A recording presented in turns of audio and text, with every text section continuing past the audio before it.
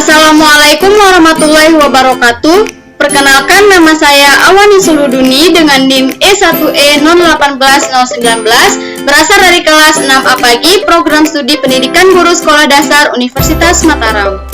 Nah, pada video kali ini saya akan menjelaskan mengenai uji Wilczekson. Nah, uji Wilczekson di sini seringkali digunakan sebagai alternatif dari uji Parrot Sample Test, sebab jika data penelitian tidak berdistribusi normal atau melalui uji normalitas, maka data tersebut dianggap tidak memenuhi syarat dalam pengujian statistik parametrik, khususnya uji Parrot Sample Test. Nah, oleh karena itu, perlu adanya tindakan yang harus dilakukan kita sebagai peneliti agar data penelitian yang dikumpulkan masih tetap dapat diuji atau dianalisis. Nah, yakni dengan cara melakukan metode statistik non-parametrik. Selanjutnya, untuk syarat uji Wilczekson di sini syaratnya ada 4. Yang pertama yaitu data sampel tidak berdistribusi normal. Untuk syarat yang kedua, dua kelompok saling berpasangan. Dan yang ketiga, sampel berskala data ordinal atau data interval. Yang terakhir, jumlah sampel pada kedua kelompok yaitu sama. Nah, untuk lebih jelasnya, saya mempunyai sebuah kasus di mana saya ingin mengetahui apakah terdapat pengaruh penggunaan metode pembelajaran kelompok terhadap hasil matematika pada siswa SD kelas 5. Nah, untuk kebutuhan data, saya sebagai peneliti melakukan penilaian atas hasil belajar siswa sebelum atau pretest dan sesudah atau post-test. Metode pembelajaran kelompok diterapkan di kelas tersebut. Maka dari itu diperoleh datanya seperti yang ada pada tabel di sini. Nah, selanjutnya kita langsung menganalisis datanya ya, menggunakan SPSS. Sama seperti uji-uji sebelumnya, yang pertama harus kita lakukan yaitu masuk pada menu variable view. Nah, pada name di sini kita tuliskan pre yang berarti pretest. Kemudian yang kolom di bawahnya kita tuliskan post atau post-test.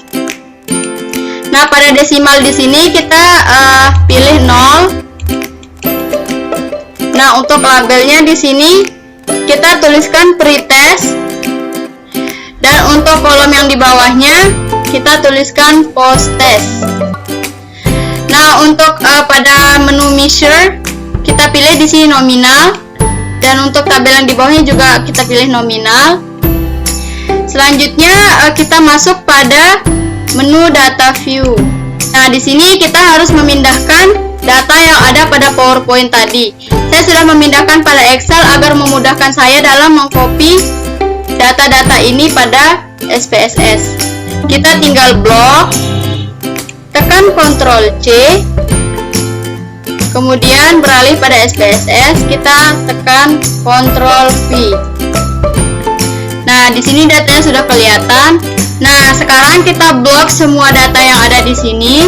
Lalu kita masuk pada menu Analyze. Di sini kita tekan non-parametric test, lalu Legacy dialog. Lalu kita pilih To Relate Sample.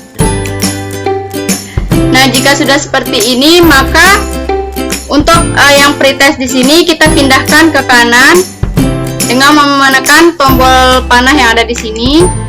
Kemudian untuk post-testnya kita pilih di sini, lalu kita pindahkan ke tabel sebelah kanan. Jika sudah seperti ini, kita tinggal tekan OK, maka datanya akan diproses. Nah, di sini datanya sudah keluar. Nah, untuk output yang pertama yaitu output pada rank, kita perhatikan nilai negatif rank yaitu selisih negatif antara hasil belajar matematika untuk pretest dan posttest adalah 0.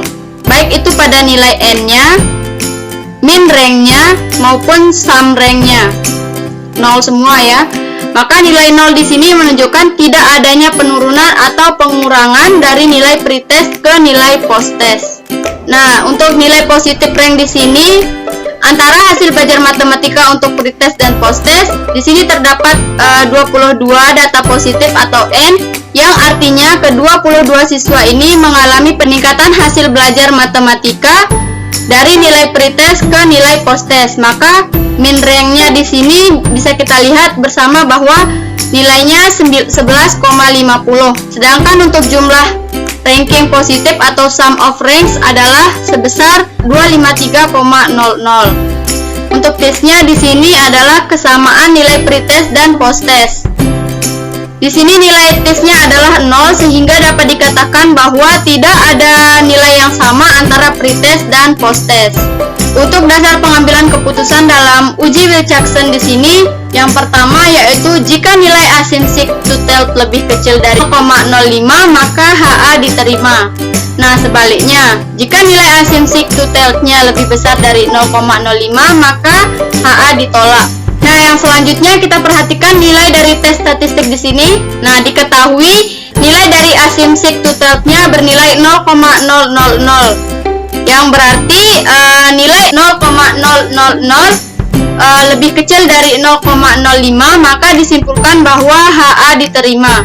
Nah, artinya di sini ada perbedaan antara hasil belajar matematika untuk pretest dan posttestnya, sehingga dapat disimpulkan pula bahwa ada pengaruh penggunaan metode pembelajaran kelompok terhadap hasil belajar matematika pada siswa kelas 5 SD.